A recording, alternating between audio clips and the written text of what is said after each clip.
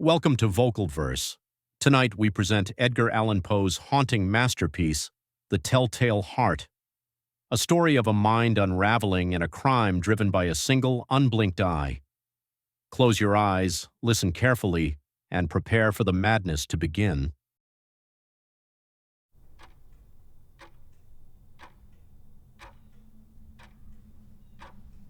True. Nervous? Very, very dreadfully nervous I had been and am. But why will you say that I am mad? The disease had sharpened my senses, not destroyed, not dulled them. Above all was the sense of hearing acute. I heard all things in the heaven and in the earth. I heard many things in hell. How then am I mad? Hearken, and observe how healthily, how calmly I can tell you the whole story. It is impossible to say how first the idea entered my brain. But once conceived, it haunted me day and night. Object there was none. Passion there was none. I loved the old man. He had never wronged me. He had never given me insult. For his gold I had no desire. I think it was his eye. Yes, it was this. He had the eye of a vulture, a pale blue eye with a film over it. Whenever it fell upon me, my blood ran cold. And so by degrees, very gradually, I made up my mind to take the life of the old man, and thus rid myself of the eye forever. Now this is the point. You fancy me mad. Madmen know nothing. But you should have seen me. You should have seen how wisely I proceeded, with what caution, with what foresight, with what dissimulation I went to work. I was never kinder to the old man than during the whole week before I killed him. And every night, about midnight, I turned the latch of his door and opened it. Oh, so gently. And then, when I had made an opening sufficient for my head, I put in a dark lantern, all closed, that no light shone out, and then I thrust in my head. Oh, you would have laughed to see how cunningly I thrust it in. I moved it slowly, very, very slowly, so that I might not disturb the old man's sleep. It took me an hour to place my whole head within the opening so far that I could see him as he lay upon his bed. Ha! Would a madman have been so wise as this? And then, when my head was well in the room, I undid the lantern cautiously. Oh, so cautiously, for the hinges creaked. I undid it just so much that a single thin ray fell upon the vulture eye. And this I did for 7 long nights, every night just at midnight. But I found the eye always closed. And so it was impossible to do the work.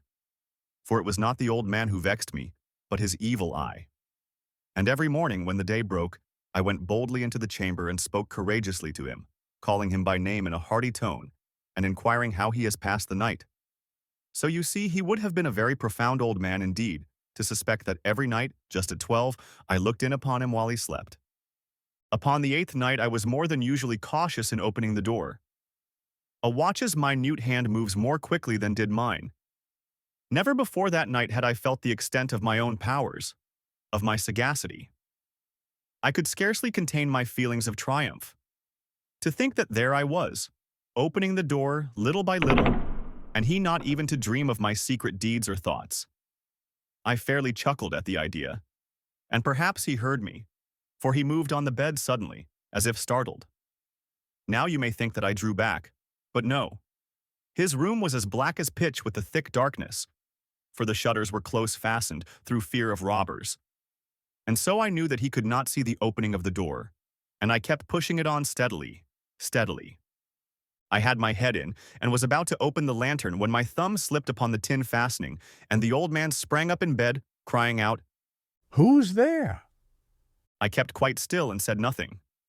For a whole hour I did not move a muscle, and in the meantime I did not hear him lie down. He was still sitting up in the bed listening, just as I have done, night after night, hearkening to the death watches in the wall. Presently I heard a slight groan, and I knew it was the groan of mortal terror. It was not a groan of pain or of grief. Oh no. It was the low stifled sound that arises from the bottom of the soul when overcharged with awe. I knew the sound well. Many a night, just at midnight, when all the world slept, it has welled up from my own bosom, deepening, with its dreadful echo, the terrors that distracted me. I say I knew it well. I knew what the old man felt and pitied him, although I chuckled at heart. I knew that he had been lying awake ever since the first slight noise, when he had turned in the bed. His fears had been ever since growing upon him. He had been trying to fancy them causeless, but could not. He had been saying to himself, "It is nothing but the wind in the chimney. It is only a mouse crossing the floor," or, "It is merely a cricket which has made a single chirp." Yes, he had been trying to comfort himself with these suppositions, but he had found all in vain. All in vain, because death, in approaching him, had stalked with his black shadow before him and enveloped the victim. And it was the mournful influence of the unperceived shadow that caused him to feel, although he neither saw nor heard, to feel the presence of my head within the room. When I had waited a long time, very patiently, without hearing him lie down, I resolved to open a very, very little crevice in the lantern. So I opened it. You cannot imagine how stealthily, until at length a simple dim ray, like the thread of the spider, shot from out the crevice and fell full upon the vulture eye. It was open, wide, wide open, and I grew furious as I gazed upon it. I saw it with perfect distinctness, all a dull blue, with a hideous veil over it that chilled the very marrow in my bones.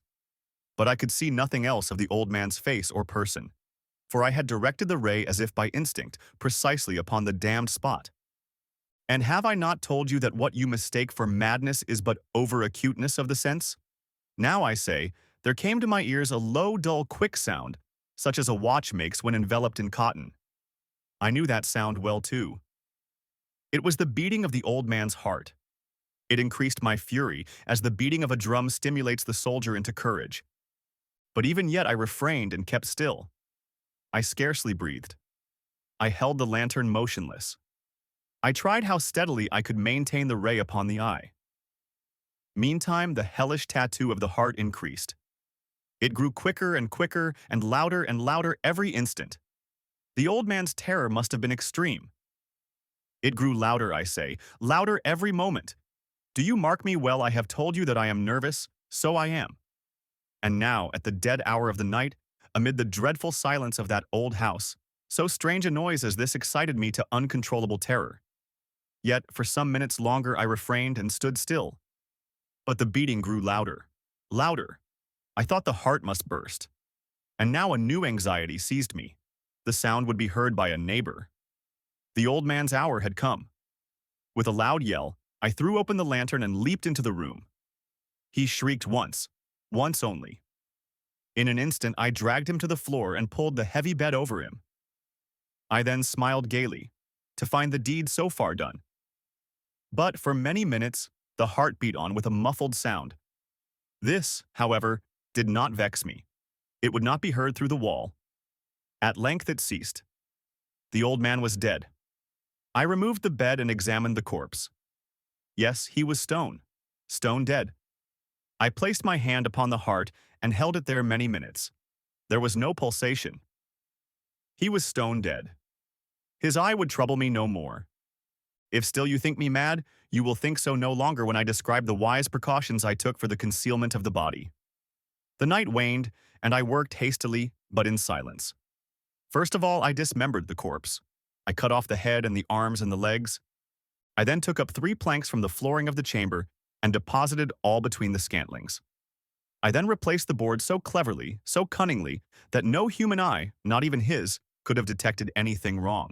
There was nothing to wash out, no stain of any kind, no blood spot whatever. I had been too wary for that. A tub had caught all, ha. When I had made an end of these labors, it was 4 o'clock, still dark as midnight. As the bell sounded the hour, there came a knocking at the street door. I went down to open it with a light heart. For what had I now to fear? There entered 3 men, who introduced themselves, with perfect suavity, as officers of the police.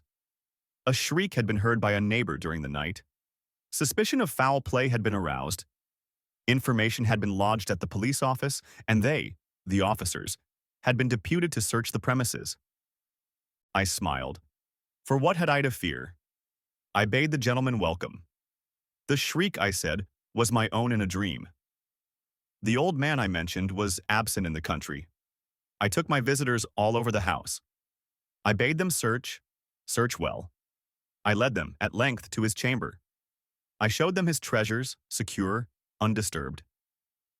In the enthusiasm of my confidence, I brought chairs into the room and desired them here to rest from their fatigues, while I myself, in the wild audacity of my perfect triumph, placed my own seat upon the very spot beneath which reposed the corpse of the victim. The officers were satisfied. My manner had convinced them. I was singularly at ease. They sat, and while I answered cheerily, they chatted of familiar things. But, ere long, I felt myself getting pale and wished them gone. My head ached, and I fancied a ringing in my ears. But still they sat, and still chatted. The ringing became more distinct. It continued, and became more distinct. I talked more freely to get rid of the feeling. But it continued and gained definiteness, until at length I found that the noise was not within my ears. No doubt I now grew very pale, but I talked more fluently, and with a heightened voice. Yet the sound increased, and what could I do? It was a low, dull, quick sound, much such a sound as a watch makes when enveloped in cotton. I gasped for breath, and yet the officers heard it not. I talked more quickly, more vehemently, but the noise steadily increased. I arose and argued about trifles, in a high key and with violent gesticulations, but the noise steadily increased. Why would they not be gone? I paced the floor to and fro with heavy strides, as if excited to fury by the observations of the men, but the noise steadily increased. Oh God, what could I do? I foamed. I raved. I swore. I swung the chair upon which I had been sitting and grated it upon the boards, but the noise arose over all and continually increased. It grew louder, louder, louder. And still the men chatted pleasantly and smiled. Was it possible they heard not? Almighty God! No, no! They heard. They suspected. They knew. They were making a mockery of my horror. This I thought, and this I think. But anything was better than this agony. Anything was more tolerable than this derision. I could bear those hypocritical smiles no longer. I felt that I must scream or die. And now, again, hark, louder, louder, louder, louder. Villains, I shrieked, dissemble no more. I admit the deed. Tear up the planks. Here, here. It is the beating of his hideous heart.